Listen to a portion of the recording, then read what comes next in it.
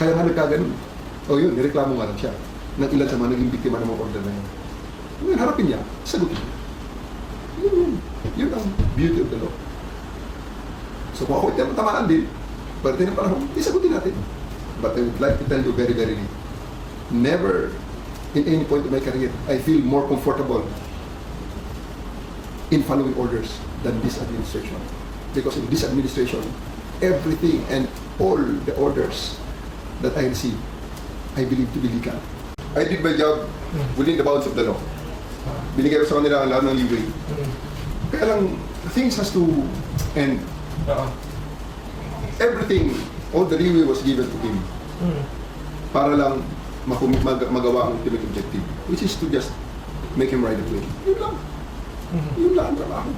Wala na iba. Sir, so you mentioned make him ride the plane. So yung objective na pinasa sa'yo. Kasi may video din sir na sinasabi mo, that's beyond my pay grade. So hindi mo talaga alam ang ruta kung saan dadalhin. Basta ang kailangan ng pasakay siya sa plane. Alam mo, I have glimpses. Alam kong lilipad ng aeroplano, pero kung ano ang inuto sa piloto, malalaman ko ba yun? Diba? Beyond my pay grade. Basta ang motor na arrestuhin mo siya. Dapat ka natapos na dun sa 250. Pagdala ko sa 250, dapat wala na, tapos na ako dun eh. But the problem is, he needs to ride the plane. Kasi huli ko siya eh. Huli ko siya. Ako nag-grab ng ride siya. I was the one who placed him under arrest. So I have to make sure that he has to be delivered to the court. Kung issue the warrant. Kasi yung sinasabi ng warrant, bring him to the court. Pero sir, just to be clear, alam mong dahig ka ang ano niya? Yung ICC warrant eh. Alam mo, dali mo siya sa... Pero diba? Pero it's based on the Interpol. That's the Interpol request. It's just not for you to say nung dun sa video, hindi lang talaga ikaw kasi pwedeng manggaling kumbaga. Tama sir? Kasi tinatanong ka nila. Pero sinabi ko sa kanya, eventually, di ba? Nung final namin, hindi na nilalabas yun. Mr. President, I regret to inform you that a decision has been made that you will be brought to the Hague, to the ICC who issued the warrant. Sinabi ko sa kanya yun. Ayaw na sabihin yun. Hindi na ilalabas na basta-basta yun. Kasi alam nila eh. Sinabi ko yun. If you remember the timeline between sa 12 hours, saan siya? Saan mo siya sinabi? Nung patapos na? Patapos na. Talagang sabi ko, pupresahin na kita pag hindi ka pa sumunod. Eh, hindi naman pwedeng mag-argue tayo dito una-una. Kasi sinasabi ng mga abogado niya, show us this and show us that. Sinasabi ko sa kanila, sir, mga abogado kayo, hindi ako judge dito. At walang judge dito. Gusto niyo show this, show that. Eh, di punta tayo sa korte para ibigay sa inyo ng prosecutor yung mga hinihingi nyo, madepensahan nyo, pag-issue na ng buwes. Ano to, tatapusin natin ang kaso dito sa holding center, sa holding area. Walang judge dito. That's just pure pamimilusok po na yun. Kasi kung gano'n ang lahat, di pagdating ng panahon naman na may ibang Pilipino naman na mahuli, eh kahit na ako, di pwede ko rin invoke yun. Pakita mo ganito, pakita mo gano'n. Wala namang judge habang hinihingi ko sa iyo.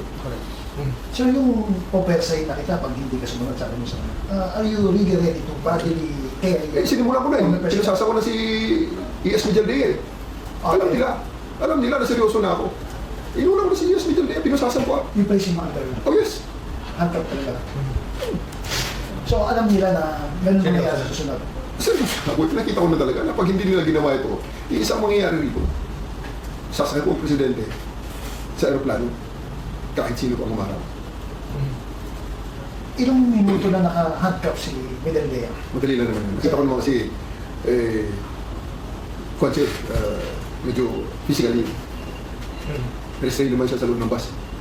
So, handcuff ko sa kanya, in fairness, hindi na kayang nilagay ang kamay niya sa likod. Kaya, Becoming you is your power. Idol Power, the new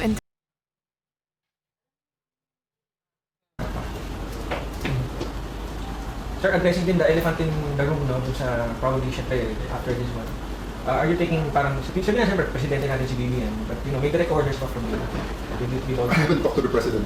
Wala akong linya sa presidente natin I haven't talked to him on this matter. Wala akong linya parang. And I don't think that the president will, it's proper for the president to talk to me dahil, unless na gusto niya, pero ako, wala sa protocol yun, hindi ko... Walang dadaanan, sir. hindi na sa ganun, hindi ako ganun ka-feelingero. But, sir, ikaw ang ground commander, di ba? Yes. Sa Villamoto. Ang nag-designate sa'yo, si Chief. Yes.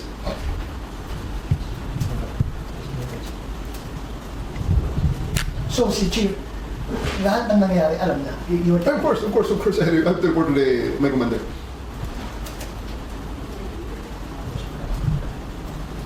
Wala. Kasi ang maganda yung ang sinasabi ng mga tao, yung cool ka lang nung...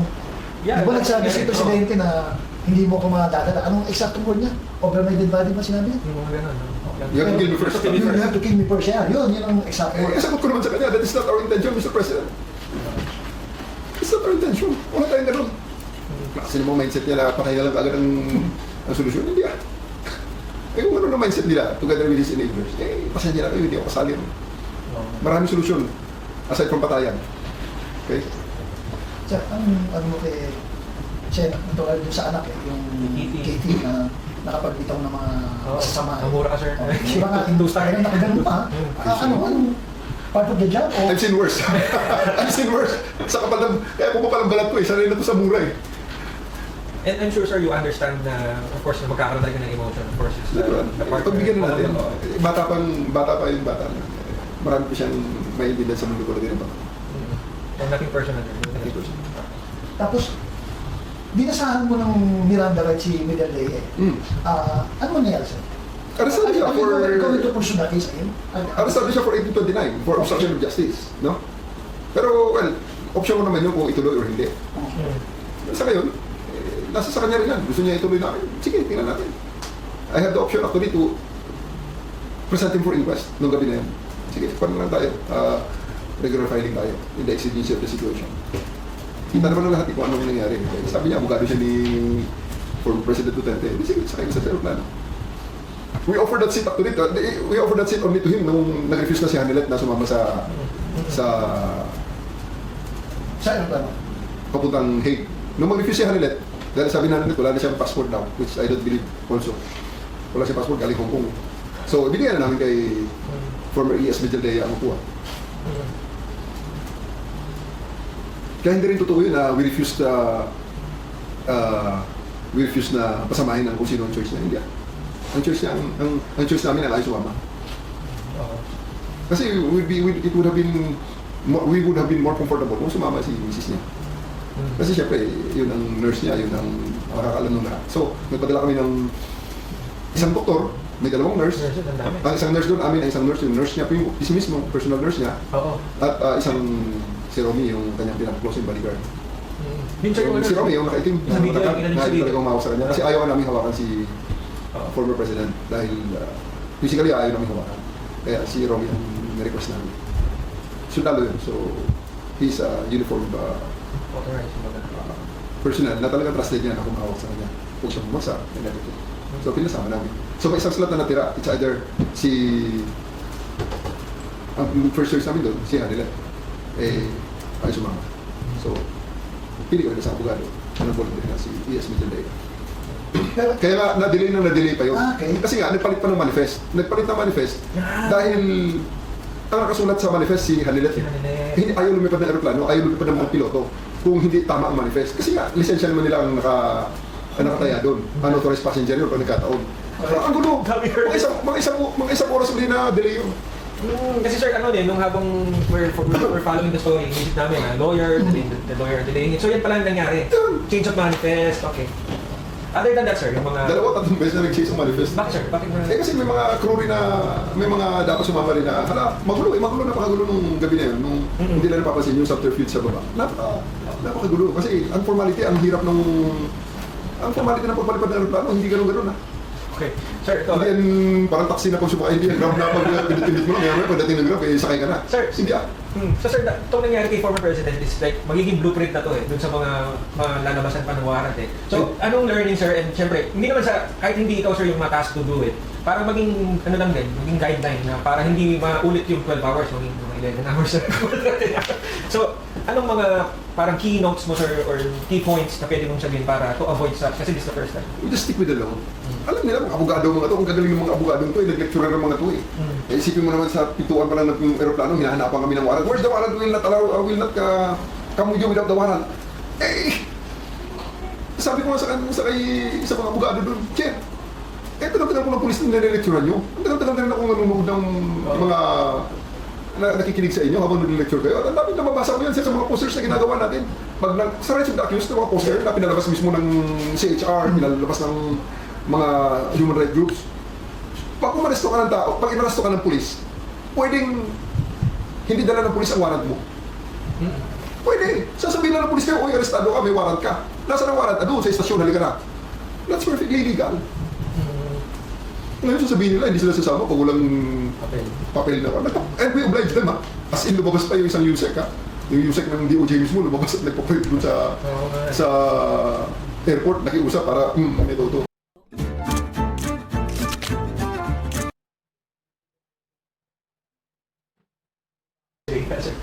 Sir, ground commander ka, you're the one who gave the order na huwag pakasunin si Vice President. Why? Yes. Gabi na yung binigay na request na yun. No? At saka, for what? He is already in detention. He has lawyers within him. He has lawyers with him at that time. So what? Ba't kailangan dagdagan pa ang gulo? Ito nga ang tanong eh. Gaano karami ang nahuli ng mga kriminal nung araw na yun, March 11, all over the country? Ilan sa kanila ang pinagbigyan ang lahat ng hiling, except for a few na hindi pwede talaga. We bent over backwards, hindi mo pwedeng sabihin na kami ay naging oppressive and everything. Lahat na accommodations binigay sa kanya. Sir, even na pagpunta dun sa Pinamon, binanyan niya, was that the original plan? Na doon siya dalhin? We planned it, yes. We planned it kasi yun ang nakita namin na Nearest. hindi lang nearest. That is the most comfortable place in the airport. Because it is a place for the president while waiting for his flights. Nandun ang presidente, nakita, upuan nga niya, upuan ang presidente, upuan yung BBM yun eh. Sige, anong accommodation pa? May mas maganda pa ba upuan kaysa sa upuan ng presidente? Sir, to wrap it up, to wrap it up sa part ko, sir. Sir, probably last few message na nakalimutan ko itanong or... I-address ko lang yung sa mga kasama ko mga pulis na yung mga kasi sa mga medyo contentious issue ngayon by nag-resign na mabigat ang badge nila sa kanila. Ito sasabihin ko, pulis nila ako. And very few people can say na they have more experience than me. Eh bakit? 54 na ako eh. Nagsimula akong pulis 20. So I'm already in this job for 34 years. Okay?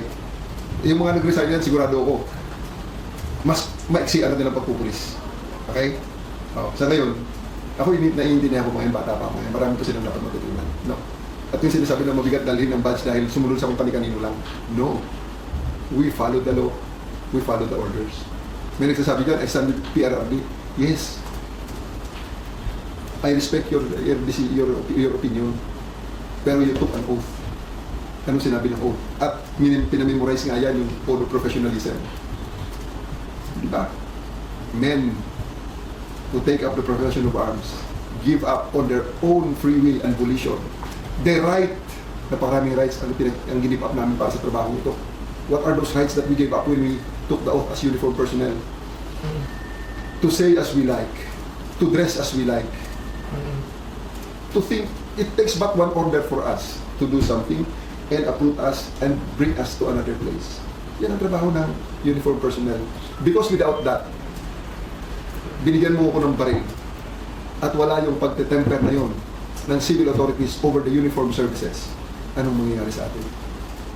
Kaya nga, it is always the civilian authorities over the military and the uniform personnel. And rarely, na may military junta anywhere in the world, anywhere in history, na nagsasucceed in governance. Di ba? Kaya wala, hindi pwede talaga na military junta or uniform services junta. Hindi pwede. Na yung uniform personnel na may baril, yun ang mag-dictate ko ano ang mangyayari. Hindi pwede. Because the laws will always be implemented by the persons in authority. Sino yun? Yung mga taong inelect ng taong bayan. Like the President of the Republic of the Philippines right now, with more than 31 million appointing authorities. Ako, ang appointing authority ko, iisa ang pirma. Yung Presidente na yun. Pero siya, ang pumirma ng kanyang appointment papers, mahigit 31 million. Yun ang dapat masunod. Yun ang dapat pakinggan.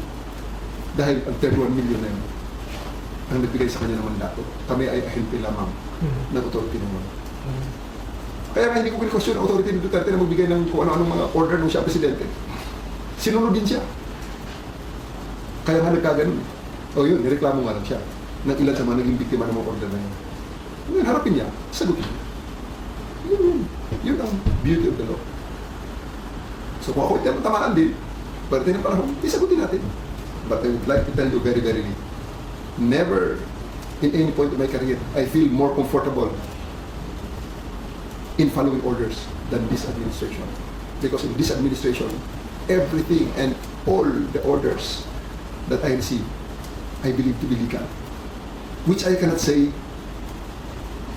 in the previous administration.